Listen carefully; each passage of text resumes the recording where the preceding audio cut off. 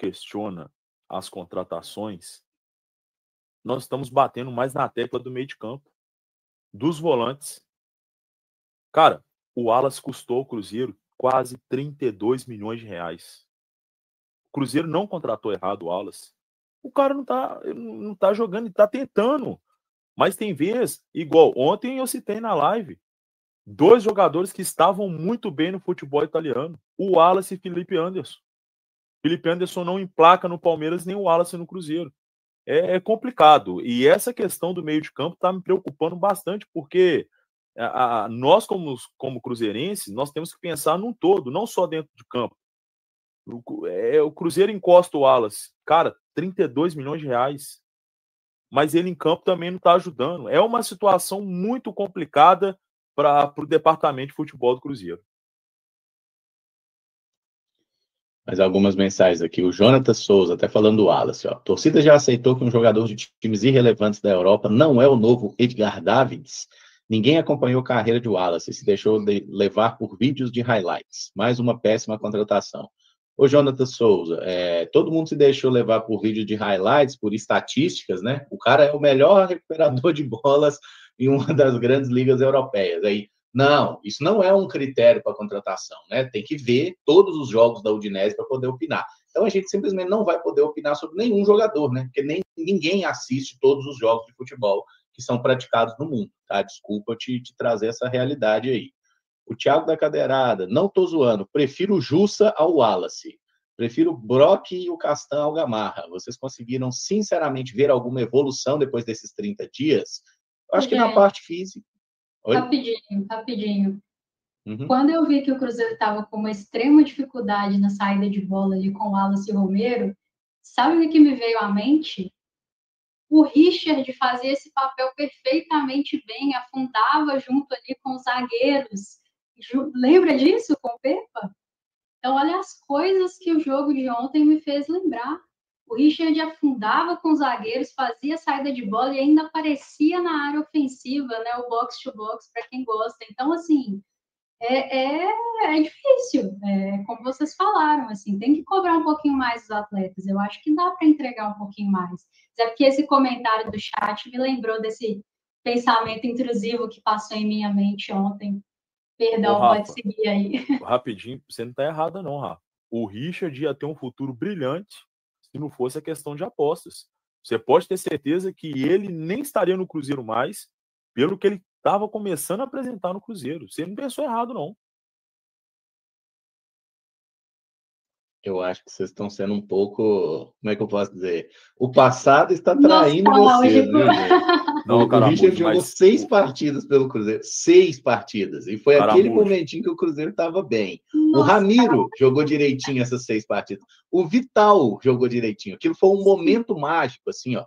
Foi igual o meio do ano passado ali, quando o Cruzeiro ganhou 6 jogos em 5. São espasmos de bom futebol que de vez em quando acontece. Eu sei que são pensamentos intrusivos, mas é porque o time de ontem me fez ter esses pensamentos intrusivos. Era isso que eu queria pontuar, assim. Que até o Richard conseguiu, entendeu?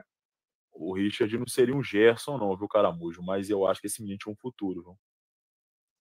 Mas ele já tinha tido... né? Ele tem 31 anos já, pô. E ele já tinha tido umas passagens... joga depois de mais velho. A idade madura do jogador. Passagens, assim, frustrantes pro Atlético Paranaense, pro Corinthians. O melhor momento dele tinha sido no Fluminense, né? Olha o nível do Wallace está fazendo com a gente. Tem um jogador que demora, mas isso não é solução pra gente, cara. Do jeito que o Cruzeiro está, daqui a pouco vai ter que buscar volante no mercado, hein? Isso é preocupante mesmo, porque tanto o Wallace quanto o Romero, quem joga a gente sente saudade do outro. Ontem jogaram os dois, a gente olhou, misericórdia. Aí não tem saudade de ninguém.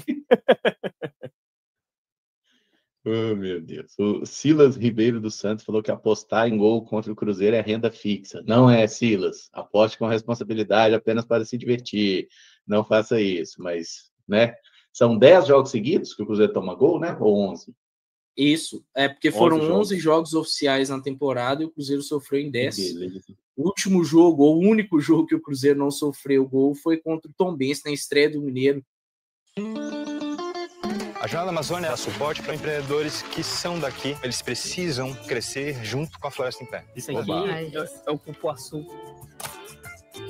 Fazer a diferença para a Amazônia juntos tem a ver com a Vale.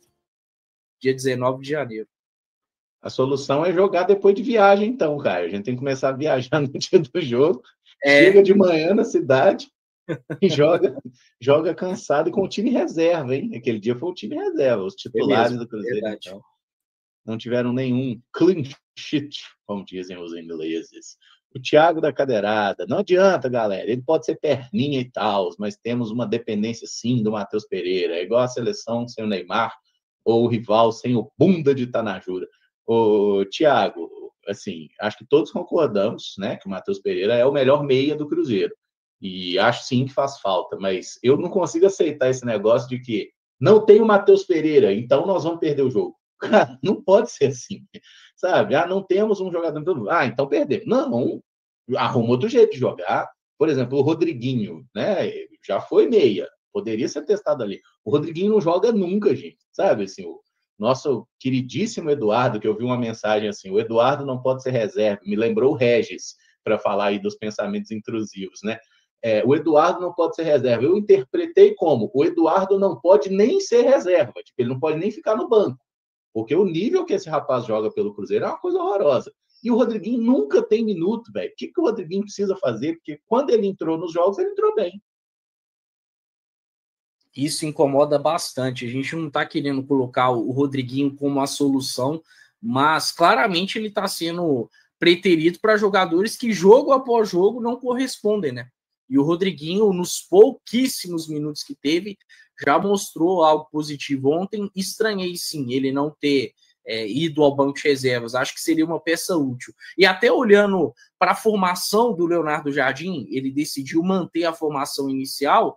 Talvez faria muito mais sentido ter o Rodriguinho pelo lado direito do que o Christian, né?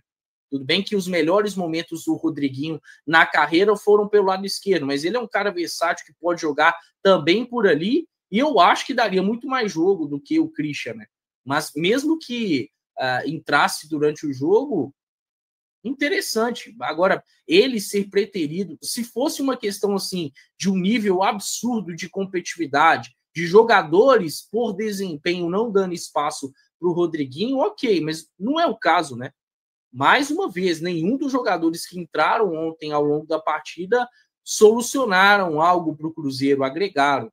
Então, fica ainda mais difícil entender o motivo do Rodriguinho não estar tendo espaço. Agora, o Christian não foi relacionado contra o Mirassol e no jogo seguinte foi titular. Eu acho que o fato dele não ter ficado no banco de reservas, no caso do Rodriguinho, não indica que ele esteja fora dos planos, né? Eu espero que ele seja uma opção contra o Inter, não falo de titularidade, mas uma opção. Acho que é o meio de trabalhar aí do Leonardo Jardim, é um ponto que a gente vai ter que se acostumar.